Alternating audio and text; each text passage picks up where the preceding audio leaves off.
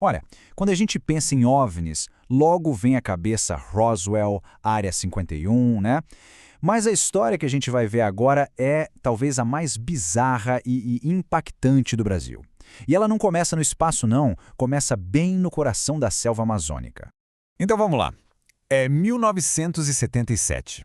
Pensa em vilarejos remotos, isolados na Amazônia. De repente, começa uma onda de encontros aterrorizantes.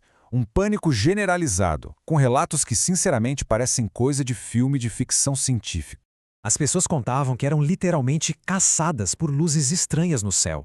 E os relatos, falavam de efeitos físicos muito bizarros, debilitantes mesmo.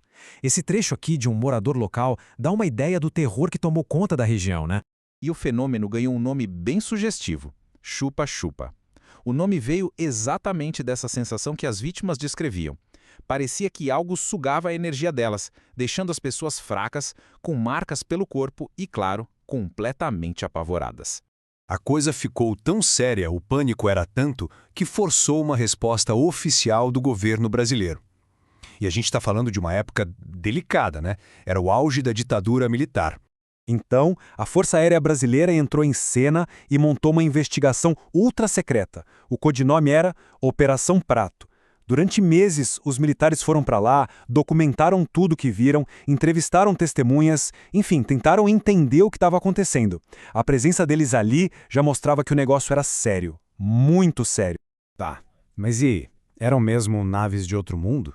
Bom, antes de pular para essa conclusão, vale a pena dar um passo para trás. A história da aviação, gente, tá cheia de projetos secretos que, para quem olhava de fora, sem saber, pareciam coisa de outro planeta, literalmente. Olha só que interessante. Lá em 1944, muito antes disso tudo, pilotos aliados, voando sobre a Alemanha, começaram a relatar umas esferas prateadas misteriosas. Eles chamaram de Foo Fighters. Anos depois, engenheiros alemães confirmaram: aquilo era um projeto nosso, um dispositivo antiaéreo experimental chamado Feuerball, ou seja, bola de fogo. E aqui, a coisa fica ainda mais intrigante. Dá uma olhada nessa correlação direta. Muitos avistamentos famosos de OVNIs batem perfeitamente com as descrições de aeronaves e tecnologias secretas que estavam sendo testadas na mesma época. Tipo, o jato experimental F-104, que era tão rápido e estranho que o apelido dele era o míssil com um homem dentro. Faz pensar, né?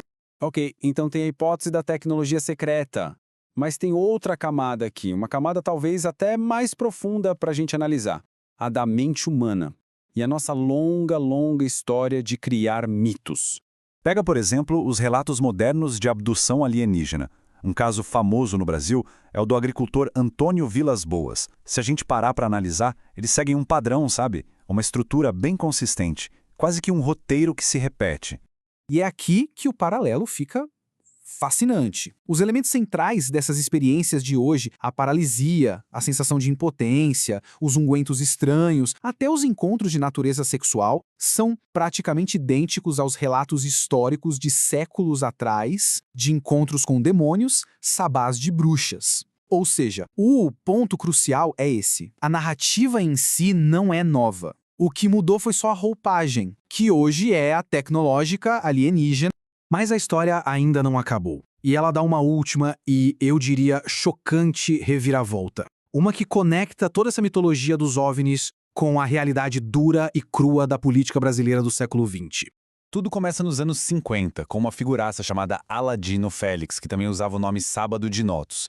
Ele começou a pregar que era uma espécie de messias, e para juntar seguidores ele usava um discurso que misturava OVNIs com interpretações místicas de Nostradamus. Olha só o que um relatório policial da época, do DOPS, dizia sobre ele. A mensagem dele era uma mistura poderosa de profecia e paranoia.